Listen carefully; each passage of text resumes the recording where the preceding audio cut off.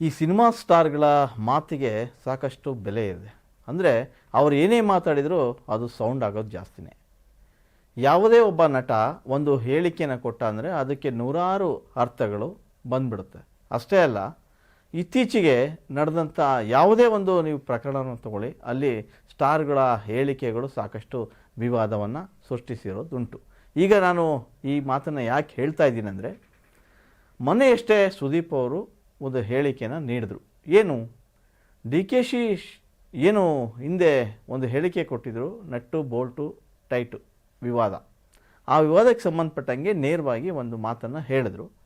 ಅದು ಕೌಂಟರ್ ಅಂತಲೇ ಎಲ್ಲರೂ ಕೂಡ ತಿಳ್ಕೊಂಡ್ರು. ಆದರೆ ಅವರ ಮಾತಿಗೆ ಈಗ ಉಪಮುಖ್ಯಮಂತ್ರಿ ಡಿ ಕೆ ಶಿವಕುಮಾರ್ ಅವರು ಕೂಡ ತಿರುಗೇಟನ್ನು ನೀಡಿದ್ದಾರೆ. ಅದು ಇಬ್ಬರ ನಡುವೆ ಒಂದಷ್ಟು ಜಟಾಬಿಟಿ ಅಂತಲೂ ಕೂಡ ಅನ್ಕೋಬೋದು. ಆದರೆ ಶಿವಕುಮಾರ್ ಹೇಳಿರೋ ಹೇಳಿಕೆ ಏನು ಅಂತ ನೋಡೋದಾದರೆ, ಏನು 16ನೇ ಅಂತಾರಾಷ್ಟ್ರೀಯ ಚಲನಚಿತ್ರೋತ್ಸವ ನಡೀತು. ಆ ಟೈಮಲ್ಲಿ ಯಾವುದೇ ಒಬ್ಬ ಸೆಲೆಬ್ರಿಟಿಗಳು ಅಲ್ಲಿ ಬಂದಿರಲಿಲ್ಲ. ಹಾಗಾಗಿ ಬೇಸರಗೊಂಡಿದ್ದಂಥ ಉಪಮುಖ್ಯಮಂತ್ರಿ ಡಿ ಕೆ ಶಿ ಅವರು, ಸೊ ನೀವು ಇದನ್ನು ವಾರ್ನಿಂಗ್ ಅಂತಾದರೂ ಅಂದ್ಕೊಳ್ಳಿ ಅಥವಾ ಕೋರಿಕೆ ಆದಾದ್ರೂ ಅಂದ್ಕೊಳ್ಳಿ, ಸಿನಿಮಾದವರ ನಟ್ಟು ಬೋಲ್ಟು ಟೈಟ್ ಮಾಡಬೇಕು, ನಾನು ಟೈಟ್ ಮಾಡೋದು ಹೇಗೆ ಅಂತ ನಂಗೆ ಗೊತ್ತು ಅಂತ ಹೇಳಿದರು. ಇದೊಂದು ಹೇಳಿಕೆ ಸಾಕಷ್ಟು ವಿವಾದವನ್ನು ಸೃಷ್ಟಿಸಿತು. ಆಮೇಲೆ ಎಲ್ಲ ಕಡೆ ಚರ್ಚೆ ಆಗ್ತಾಯಿತ್ತು. ಯಾರೂ ಕೂಡ ಮಾತಾಡಿಲ್ಲ. ನಟಿ ರಮ್ಯಾ ಒಬ್ಬರನ್ನ ಹೊರತುಪಡಿಸಿದರೆ ಒಂದಷ್ಟು ಅಲ್ಲಲ್ಲಿ ಕಾಮೆಂಟ್ಗಳನ್ನು ಹಾಕ್ತಾಯಿದ್ರು, ಬಿಟ್ಟರೆ ಬೇರೆ ಎಲ್ಲೂ ಕೂಡ ಇದು ಪ್ರಸ್ತಾಪ ಆಗಿರಲಿಲ್ಲ.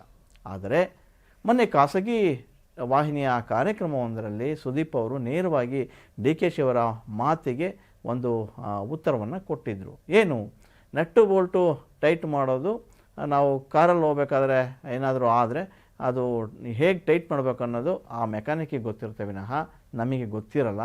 ಹಾಗೆಯೇ ಸಿನಿಮಾದ ರಂಗದವರಿಗೆ ಮಾತ್ರ ಗೊತ್ತು ಅವ್ರು ಏನು ಅನ್ನೋದು ಅನ್ನೋ ಅರ್ಥದಲ್ಲಿ ಹೇಳಿದರು. ಅದರಲ್ಲೂ ಡಿ ಕೆ ಶಿವಕುಮಾರ್ ಆ ಮಾತನ್ನು ಹಾಡಬಾರ್ದಾಯಿತು. ನಾವು ಎಷ್ಟೊಂದು ಅವರಿಗೆ ಸಪೋರ್ಟ್ ಮಾಡಿದ್ದೀವಿ, ಅವರ ಪರ ನಿಂತಿದ್ದೀವಿ, ಚುನಾವಣೆಯೂ ಮಾಡಿದ್ದೀವಿ.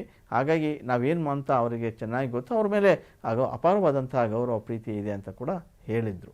ಸೊ ಎಲ್ಲ ಒಂದು ಕಡೆಗೆ ಈ ಮಾತುಗಳು ಡಿ ಕೆ ಶಿ ಅವರಿಗೂ ಕೂಡ ತಲುಪ್ತು. ಮಾಧ್ಯಮದವರು ಡಿ ಕೆ ಶಿ ಮುಂದೆ ಹೋಗಿ, ಸುದೀಪ್ ಅವರು ನೇರವಾಗಿ ನಿಮ್ಮ ಮಾತಿಗೆ ಒಂದು ಮಾತನ್ನು ಹೇಳಿದ್ದಾರೆ, ಅದು ಟಕ್ಕರೋ ಕೌಂಟರೋ ಏನಾದರೂ ನೀವು ಅರ್ಥೈಸ್ಕೊಳ್ಳಿ, ಅವರು ನೀವು ಕೊಟ್ಟಂಥ ಆ ಹೇಳಿಕೆ ಸಲುವಾಗಿ ಈ ಒಂದು ವಿಷಯವನ್ನು ಪ್ರಸ್ತಾಪ ಮಾಡಿದ್ದಾರೆ ಅಂತ ಹೇಳಿದಾಗ ಡಿ ಕೆ ಶಿ ಹೇಳ್ತಾರೆ, ಎಲ್ಲದಕ್ಕೂ ಕಾಲನೇ ಉತ್ತರ ಕೊಡುತ್ತೆ ಅನ್ನೋ ಒಂದು ಮಾತು ಹೇಳ್ತಾರೆ. ಅದಕ್ಕೂ ಮುಂದುವರೆದು ಅವರು ಇನ್ನೊಂದು ಮಾತಾಡ್ತಾರೆ, ನಾನು ಏನು ಅಂತ ಚಲನಚಿತ್ರ ವಾಣಿಜ್ಯ ಮಂಡಳಿಗೆ ಹೋಗಿ ಕೇಳಿ, ನಾನು ಅಲ್ಲಿ ಎಷ್ಟು ಕೆಲಸ ಮಾಡಿದ್ದೀನಿ ಅಂಥೇಳಿ ಅಲ್ಲಿನ ಹಿಸ್ಟ್ರಿಯನ್ನು ತೆಗೆದು ನೋಡಿ, ನಾನು ಯಾರಿಗೂ ಕೂಡ ಉತ್ತರ ಕೊಡಬೇಕಾದಂಥ ಅಗತ್ಯ ಇಲ್ಲ, ಎಲ್ಲವೂ ಕೂಡ ಕಾಲವೇ ಉತ್ತರ ಕೊಡುತ್ತೆ ಅಂಥೇಳಿ ಅವರು ಖಡಕ್ಕಾಗಿ ಆ ಮಾತನ್ನು ತಿರುಗೇಟಿನ ರೀತಿಯಾಗಿ ಹೇಳಿದ್ದಾರೆ. ಅಂದರೆ ಇಲ್ಲಿ ಯಾರು ಹೇಗೆ ಬೇಕಾದರೂ ಅರ್ಥೈಸ್ಕೋಬೋದು. ಸುದೀಪ್ ಅವರು ಹೇಳಿದ ಮಾತನ್ನು ಖಡಕ್ಕಾಗಿ ವಾರ್ನಿಂಗ್ ಕೊಟ್ಟರು ಅಂತ ಅಂದ್ಕೋಬೋದು.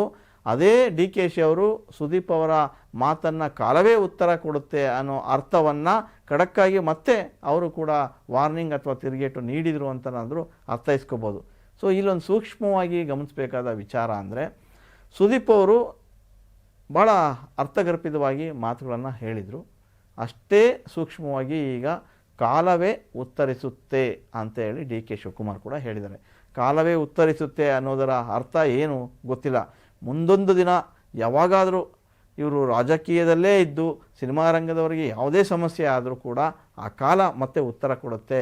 ಆ ಉತ್ತರ ಕೊಡೋಕ್ಕೆ ಮತ್ತೆ ಡಿ ಕೆ ಶಿವಕುಮಾರೇ ಬೇಕಾಗ್ತಾರಾ ಅನ್ನೋ ಅರ್ಥದಲ್ಲಿ ಅವರು ಆ ಮಾತನ್ನು ಹೇಳಿರ್ಬೋದೋ, ಅಥವಾ ಸಿನಿಮಾ ರಂಗದವರಿಗೆ ಬೇರೆ ಬೇರೆ ಯಾವುದೇ ಸಮಸ್ಯೆಗೆ ಸಿಲುಕಿದಾಗ ಅದಕ್ಕೂ ಕೂಡ ಸರ್ಕಾರನೇ ಮುಂದೆ ನಿಂತು ಬಗೆಹರಿಸಬೇಕಾ, ಈ ರೀತಿಯ ಮಾತುಗಳು ಕೂಡ ಈಗ ಚರ್ಚೆಗೆ ಒಳಪಡ್ತಾ ಇವೆ.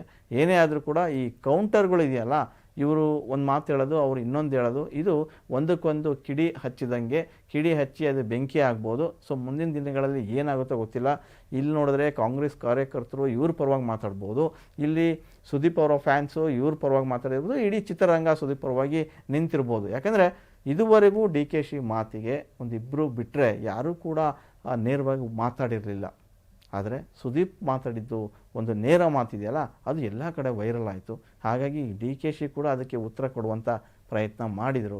ಸೊ ನಾನು ಏನೆಲ್ಲ ಚಿತ್ರರಂಗಕ್ಕೆ ಮಾಡಿದ್ದೀನಿ ಅದನ್ನು ನೀವು ಒಂದೇ ಸಲ ಇತಿಹಾಸವನ್ನು ತಿರುಗಿಸಿ ನೋಡಿ ಅಂತ ಕೂಡ ಹೇಳಿದ್ದಾರೆ. ಒಟ್ಟಾರೆ ಈಗ ಸುದೀಪ್ ಮಾತು, ಡಿ ಕೆ ಶಿ ಮಾತು ಸದ್ಯಕ್ಕೆ ಚರ್ಚೆಯಲ್ಲಿದೆ. ಮುಂದೆ ಸುದೀಪ್ ಏನಾದರೂ ಸಿಕ್ಕರೆ ಈ ಮಾತಿಗೆ ಮತ್ತೊಂದು ಕೌಂಟ್ರ್ ಕೊಡ್ತಾರಾ ಅನ್ನೋದನ್ನು ಕಾದು ನೋಡಬೇಕು.